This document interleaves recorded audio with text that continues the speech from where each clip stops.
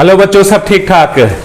जैसा कि बच्चे आप जान रहे हैं कि बहुत इंतजार, लंबे समय के इंतजार के बाद 9 सितंबर को सीबीएसई ने प्राइवेट कैंडिडेट का फॉर्म रिलीज कर दिया है, ऑनलाइन कर दिया है, लाइव कर दिया है।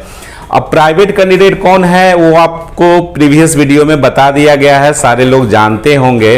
मींस जो बच्चे किसी कारणवश फेल हो चुके हैं, आरटी आ गया है, इसेंशियल रिपीट आ गया है या इवन इम्प्रूवमेंट देना चाहते हैं, उस तमाम बच्चे एज ए प्राइवेट कैंडिडेट होकर फॉर्म को भरेंगे, जो कि अभी 9 सितंबर को ये ऑनलाइन हो चुका है। मेरे सामने ये आप देख रहे होंगे, है ना, online application for private candidate for examination main 2026 के लिए। ठीक है, तो इसको आप भर दीजिएगा। 30 सितंबर तक डेट है और लेट फाइन के साथ आगे भी है। ठीक है, तो लेट फाइन क्यों देंगे, अभी है तो सोच समझ के आपको फॉर्म भरना है। मेरी सुझाव ये है कि आप आराम से अच्छे से सोच लीजिए और कौन सा कैटेगरी में आपको फॉर्म भरना है ये सोच समझ के अपना फॉर्म भरिएगा। ये कोई रॉकेट साइंस नहीं है, आराम से अपने से खुद भर सकते हैं। ठीक है, मैं आपको इसमें गाइड कर सकता हूं, इसके लिए आप निश्चिंत रहिए। ठीक, पहला तो ये हुआ। अब लाइव हो चुका है, फॉर्म भर सकते हैं। ठीक है, जिनको फॉर्म नहीं भरने आ रहा है वो मुझसे हेल्प ले सकते हैं। अब इसमें मेन चीज क्या है, मैं इसके लिए वीडियो बना रहा हूं वो आपको मैं बताता हूं, लेकिन बताने से आगे बढ़ने से पहले मेरा यही रिक्वेस्ट है कि अगर आप चैनल पे नए हैं तो हमारे चैनल परफेक्ट मैथमेटिक्स क्लासेस को जरूर ज्वाइन और सब्सक्राइब कर लीजिए, लाइक शेयर कर दीजिएगा, ताकि उन तमाम बच्चों को इंफॉर्मेशन मिल सके। एकदम फर्स्ट जैसे ही प्राइवेट कैंडिडेट का फॉर्म आया था तो मैंने उसी तरह से आपको इन्फॉर्म कर दिया कि बच्चों कल 8 तारीख को मैंने वीडियो रिलीज कर दिया था कि कल आपका ये जो है ऑनलाइन भरने का प्राइवेट कैंडिडेट वाला ये आपका आ चुका है, आप इसको भर दीजिएगा। ठीक है, तो इस चैनल पे रहिएगा तो अपडेट मिलते रहेगा, ऑथेंटिक अपडेट मिलेगा। ठीक है, आपके प्रश्न को ढूंढने के लिए मैंने पटना के जो सीबीएसई रीजनल ऑफिस है वहां भी मैं गया था और पिछले वीडियो में कुछ क्वेश्चन का जवाब भी मैंने दिया है। ठीक है, कुछ क्वेश्चन का जवाब अभी मालूम है मुझे, लेकिन वो नेक्स्ट वीडियो में भी दे दूंगा। अब देखते हैं कि कौन बच्चे किस में अप्लाई कर सकते हैं, क्या क्या ऑप्शन दिया है। ठीक है, तो देखो कंपार्टमेंट वाले बच्चे जो हैं जिनका रिजल्ट में कंपार्टमेंट लिखा हुआ है वो क्लास 10th या 12th में जाके भर सकते हैं। ठीक है, देखिए ये लाइव है, लाइव मैं इसको आपको रिकॉर्ड कर रहा हूं, ये नहीं कि पहले से किया है। मैंने क्लिक किया तो ऐसा विंडो आया ना। अब इसमें क्या इंफॉर्मेशन, एडमिट कार्ड आप अपने पास रखिएगा जो लेटेस्ट वाला होगा। इंटर रोल नंबर इंटर कर दीजिए, इसमें रोल नंबर इसमें इंटर कर दीजिए। 5 डिजिट का स्कूल नंबर जो होता है as given on your admit card enter 9999, इस तरह से in case of private candidate of all India Delhi scheme, इस तरह से ये इंटर कर दीजिए। Enter centre number of main examination as given on your admit card, ये कीजिएगा। फिर सेलेक्ट कर लीजिएगा कि मतलब आपका जो ये क्या कहते हैं मेन एग्जामिनेशन किस ईयर में दिया था। ठीक है, previous year of main examination, अगर पिछले साल इस साल दिए हैं 2025 तो 2025 आप चूज कीजिएगा। इस तरह से आप चूज करके देख लीजिएगा कि क्या आ रहा है। जैसे देखिए इसमें आप सेलेक्ट करेंगे तो 2025 सिर्फ आएगा, प्रोसीड कर दीजिएगा तो आपका ये आगे का जो ऑप्शन है वो आएगा। मैंने इसमें अभी फिल नहीं किया है इसलिए आगे जाएगा नहीं। ठीक है, तो मेरा चर्चा इस पे नहीं है ज़्यादा, मतलब फेलवर वाला कैंडिडेट को ऐसे ही फॉर्म भरना है, कोई बड़ा चीज़ नहीं है। 10th और 12th चूज करके ये भर दीजिएगा। ठीक है, आप लोग इस फॉर्म को देखे ही होंगे, अपलोड इमेज करके ये देखिए। मैं ये बताना चाहता हूँ इस वीडियो के माध्यम से कि इस बार सीबीएसई ने क्या बदमाशी किया है। सीबीएसई का हद हो गया है। कंपार्टमेंट वाला जो बच्चा है वो कंपार्टमेंट भर सकता है। ठीक है, 10th या 12th का। इंप्रूवमेंट वाला जो बच्चा है इंप्रूवमेंट भर सकता है, जो इंप्रूवमेंट के लिए दे सकता है। फेल्यूर जो है वो फेल्यूर कैटेगरी दिया हुआ है। मतलब आप देखिए ना, 1 2 3 ही कैटेगरी दिया है, सिर्फ 3 कैटेगरी दिया है। जो बच्चे मान लीजिए कि जो बच्चे एडिशनल कहाँ गया। मेरा ये वीडियो बनाने का मकसद है कि मैं आपके साथ खड़ा हूं और सीबीएसई जो ये काम कर रहा है उसके लिए हम लोग उसको थोड़ा सा मतलब क्या है कि जागृत करेंगे, मेल करेंगे, फोन करेंगे। जो तमाम हो सकता है स्टूडेंट के हित में, वो हम लोग काम करेंगे। सीबीएसई से रिक्वेस्ट करेंगे कि आपने एडिशनल जो था उसको ऑप्शन को क्यों हटा दिया। अब इससे दिक्कत क्या होगा, हजारों लाखों बच्चों का कैरियर बर्बाद हो जाएगा। उनको पता नहीं चल रहा है कि आगे क्या करें। ड्रॉप लिया है बेचारा आईआईटी या नीट के लिए, और वो अब मतलब बहुत उसकी स्थिति स्टूडेंट की खराब हो गई है। एडिशनल ऑप्शन जो होता था एडिशनल सब्जेक्ट का, वो हटा दिया। अब मान लो कि कोई बच्चा है और मेन एग्जाम जो है उसी में मैथ में मान लो कि वो उसका आरटी आ गया, ठीक है, और इसको उसने सीबीएसई ने एडिशनल में कर दिया। एडिशनल क्योंकि अगर मान लो कि क्लास 12th का बच्चा है तो 6 सब्जेक्ट लिया हुआ है और मैथ को एडिशनल में डाल दिया, ठीक है, एडिशनल में डाल दिया।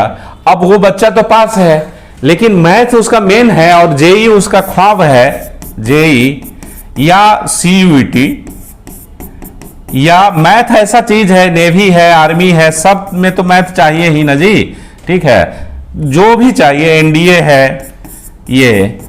अब ये बच्चा कैसे उसको क्लियर कर पाएगा बताइए। तो ये तो सीबीएसई की तरफ से माने हद हो गया।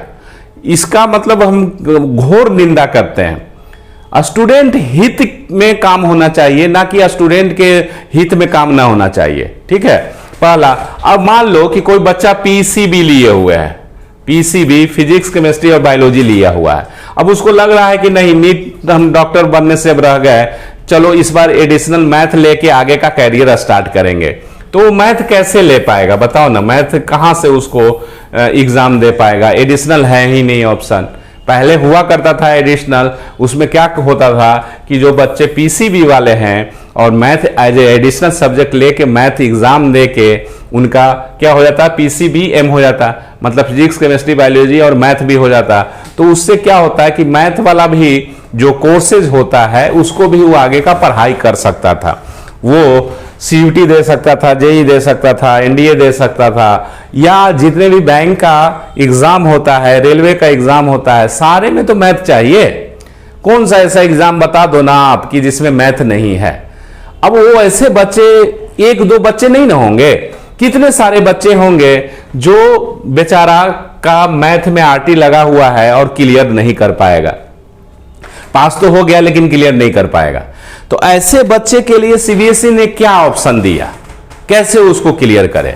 और जो मान लो कि पीसीबी वाला है और वो मैथ लेना चाह रहा है, ठीक है, वो घर में बोल दिया है कि मैं चलो अब बायोलॉजी में मेरा कुछ उतना मन नहीं लग रहा है, हम मैथ लेके आपको जेई निकाल के दे देंगे। अब मैथ का वो तो ऑप्शन पहले से सोच रहा था कि एडिशनल में हम 2026 में एग्जाम देंगे और मैथ में क्लियर करके आगे का अपना कैरियर मैथ में बना लेंगे, लेकिन कैसे पॉसिबल अब है। आपको सीबीएसई को आपको जवाब देना पड़ेगा। तो इसलिए इस वीडियो को इतना फॉरवर्ड करो, इतना लाइक सब्सक्राइब कर दो, और इतना ही नहीं आप भी मेल भेजिए, हम भी मेल भेजते हैं, पूछते हैं कि मेरा ऐसा ऐसा है, जो भी आपके साथ है, जो एडिशनल सब्जेक्ट आपने हटा दिया है, एडिशनल का ऑप्शन ही हटा दिया है, तो मैं ये सब जो मतलब जो सिचुएशन आ रहा है उसको कैसे करूं, किस कैटेगरी में जाके फॉर्म भरूं। भाई समझ में आ रहा है ना बात को। आपने पास तो मुझे मान ली कर दिया, लेकिन नहीं, मान लीजिए कि मेरा मेन सब्जेक्ट है मैथ है या बायोलॉजी है, जो भी हो, और उसमें मेरा आरटी लगा हुआ रहेगा, तो फिर कैसे वो क्लियर होगा पहला। और मान लो कि हम पीसीबी वाले हैं या पीसीएम में हैं और हमको कोई एडिशनल सब्जेक्ट लेना है, ठीक है, लैंग्वेज पेपर भी लेता है बच्चा बहुत सारा कैरियर बनाने के लिए, फ्रेंच लेता है, स्पेनिश लेता है, बहुत सारा है, जापानीज लैंग्वेज लेके भी आगे कुछ करना चाहता है, अगर उसको कुछ कहीं सिग्नल मिला यहाँ जॉब खाली है, मतलब इस तरह से। तो अब करेगा क्या। तो हजारों बच्चों का, लाखों बच्चों, करोड़ों बच्चों का एक तरह से कैरियर सीबीएसई ने इस बार अधर में डाल दिया है। बच्चे बेचारे एक तो पहले से दुखी थे, ये क्या है, कंपार्टमेंट दो, रिवैल्यूएशन के लिए करो, खर्चा करो, ये करो वो करो, कैरियर शुरू होते ही कैरियर बर्बाद। अब जो बच्चा अभी 10वां का पहली बार बोर्ड एग्जाम दिया होगा बेचारा, इससे पहले तो स्कूल वाला एग्जाम देता था, अब बोर्ड पहली बार दिया और पहली बार में ही उसको आरटी लग गया, और भी मतलब कहने का मेरा मतलब है कि वो साइंस से पढ़ाई कर रहा है, जेई की तैयारी कर रहा है, और उसका मैथ में क्रॉस लग गया। अब बताइए कि मैथ में जब क्रॉस लग गया तो कोई ऑप्शन होना चाहिए ना कि मैथ को क्लियर कर ले। समझ में आ रहा है ना। ऑप्शन मान लो कि ठीक है मैथ में कम पार्ट आ गया है, मतलब ओवरऑल रिजल्ट कम पार्ट है, तो वो मैथ में कम पार्ट में जाके वो दे सकता है एग्जाम, उसमें कोई ये नहीं है। लेकिन जो एडिशनल वाले जो बच्चे हैं जिसका मेन सब्जेक्ट ही एडिशनल हो गया, ठीक है, तो वो बच्चा किस ऑप्शन में जाके वो फॉर्म को फिल करेगा, कैसे उस एग्जाम को क्लियर करेगा। वो चाह रहा है कि एग्जाम को हम क्लियर करें, कैसे क्लियर करेगा आप बताइए। इस तरह से है, आप तो ठीक है कोई बच्चा 6 सब्जेक्ट लेके चल रहा है और मेन सब्जेक्ट को ही आप एडिशनल में डाल दे रहे हो, ठीक है, तो ये कहीं ना कहीं, और वो बच्चा चाह रहा है कि नहीं वो पेपर हम उसको क्लियर करें, तो किस कैटेगरी में जाके वो एग्जाम देगा। आप एडिशनल वाला क्यों हटा दिए, क्या उससे दिक्कत था। ये अगर रहता भी तो क्या प्रॉब्लम था। जैसा कि आप कंपार्ट भी दे रहे हो, इंप्रूवमेंट भी दे रहे हो, फेलवर्स भी दे रहे हो, सारा तो दे रहे हो, तो एक उसमें उसको हटाने का क्या मतलब होता है। तो इसके लिए आप मेल लिखिए, ठीक है, सीबीएसई को फोन कीजिए, प्रश्न पूछिए। आपका अगर रीजनल ऑफिस नज़दीक है, रीजनल ऑफिस में जाके इसका कारण ढूंढिए और बोलिए कि मेरा ऐसा ऐसा सिचुएशन है, एडिशनल हम कैसे इसको क्लियर करेंगे, किस कैटेगरी में हम फॉर्म भरें, ठीक है। जो बच्चे पटना से, बिहार से बिलोंग करते हैं, तो पटना में रीजनल ऑफिस जो है आसियाना दीघा रोड में है, वो ब्रांच रोड है, मेन रोड नहीं है, ठीक है। तो वहाँ आप जाके विजिट कर सकते हैं। अब मैंने इससे पहले एक वीडियो बनाया था, मैंने वहाँ विजिट किया था। मैं तो, मुझे समय मिलेगा तो मैं ज़रूर इस क्वेश्चन का सीबीएसई रीजनल ऑफिस जाके जवाब मांगूंगा। लेकिन आप बच्चे भी पीछे पड़िए, हाथ पे हाथ बैठे मत रहिए। यही तो दिक्कत वाली बात हो जाती है। आप आवाज उठाइए, मेल कीजिए, कॉल कीजिए, एकदम तहलका मचाइए। सीबीएसई के ऑफिस में हजारों लाखों बच्चा जब जाएगा तो क्या होगा, कुछ ना कुछ तो करेगा ना वो, हो सकता है फिर डाल दे इसमें ऑप्शन, ठीक है। तब इसीलिए ये मेरा वीडियो बनाने का मेरा मकसद ये था। फॉर्म कैसे भरते हैं इसका मेरा मकसद नहीं था। मेरा मकसद ये था कि जो एडिशनल सब्जेक्ट जो होता था, एडिशनल सब्जेक्ट का जो ऑप्शन होता था, वो इस बार सीबीएसई ने हटा दिया है। तो इसकी हम लोग मांग करेंगे, सीबीएसई से डिमांड करेंगे कि जल्द से जल्द इसको वेबसाइट पे मतलब लाए, कि ताकि उस ऑप्शन को भी लाया जाए, है ना। मेरी बात आप समझ रहे हैं ना। आप मेरी बात से सहमत है कि नहीं। तो आप जो मेरी बात से सहमत है और जिसके साथ ये हो चुका है, वो जितने भी बच्चे हैं वो लिखेंगे वोट फॉर एडिशनल, ठीक है, वोट फॉर एडिशनल, ठीक है। ऐसा करके आप लिखिए, कमेंट्स में लिखिए, और मैं देखता हूं कि मुझसे क्या होता है, मैं आगे का काम करता हूं आपके लिए, ठीक है। तो आज के लिए इतना ही। थैंक यू, धन्यवाद, टेक केयर।